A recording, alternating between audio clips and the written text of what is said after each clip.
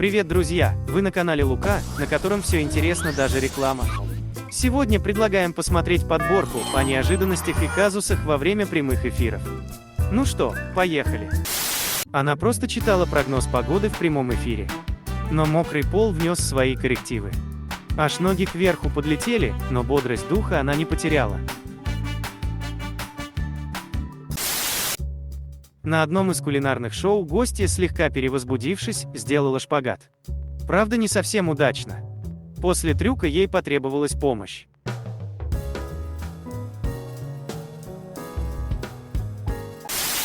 Гость телешоу так вжился в роль, что когда его попросили лечь в ванную, он с удовольствием это сделал.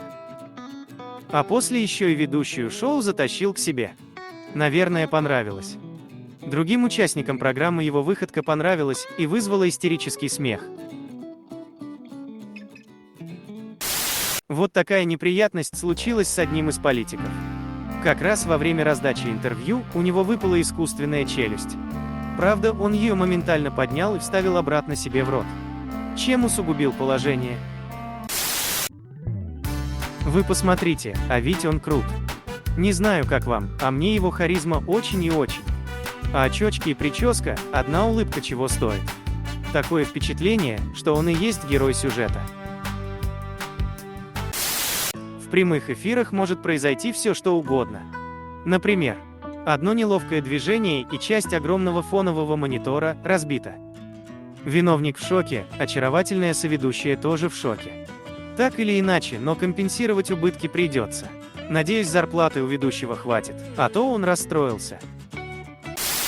Как плавно перейти с интервью с гостями на прогноз погоды, когда студия одна? Можно и так. С помощью незаметного ассистента, который плавно вывезет с кадра гостей и освободит место для ведущей прогноза. Все прошло как по нотам, практически незаметно.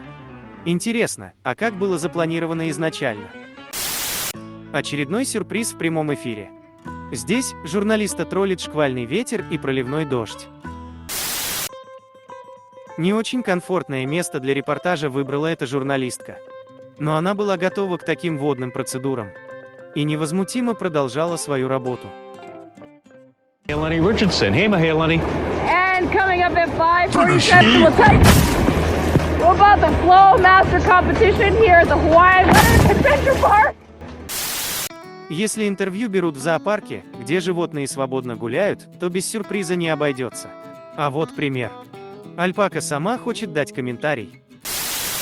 Порой невольные участниками прямых эфиров становятся не только люди или животные, как вот на этом видео. Огромный таракан взобрался на президента Филиппин как раз во время выступления. Ассистентка сразу же убрала насекомое, но чистота картинки была испорчена. Некоторые представители Homo sapiens порой ведут себя намного хуже животных. Такие так называемые люди представляют опасность не только для журналистов, но и для всех окружающих. Вот пример. Из проезжающего автомобиля бросили пустую бутылку в журналиста, который на обочине дороги вел репортаж.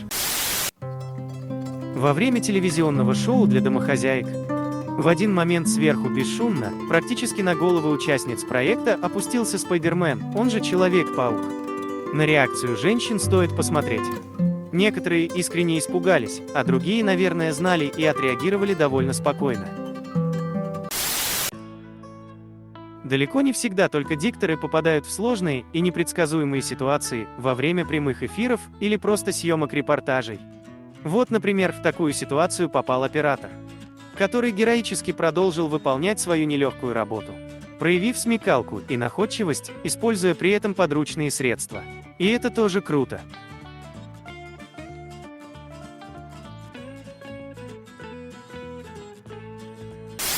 На телевидении частенько случаются казусы. Вот один из них. Красивые девушки в бессовестно коротких платьях. Все красиво. А если она крутанется, то казус обеспечен. Я все понял. Никакая это не случайность. Все запланировано. Реальная опасность угрожала этой журналистке при появлении в кадре крупнорогатого скота. Реакция ее оказалась, на мой взгляд, самая правильная. Бежать и только бежать. У ночных репортажей свои особые нюансы. Это ночные насекомые. Вот, смотрите, ассистент помогает ведущей ночного репортажа отбиваться от этих самых назойливых насекомых.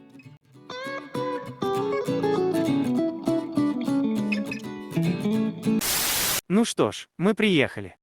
Всем, кто досмотрел до конца, прилетит огромный плюсик к вашей карме. А еще с вас лайк, сердечко в комментах и, конечно же, подписка. Всем пока!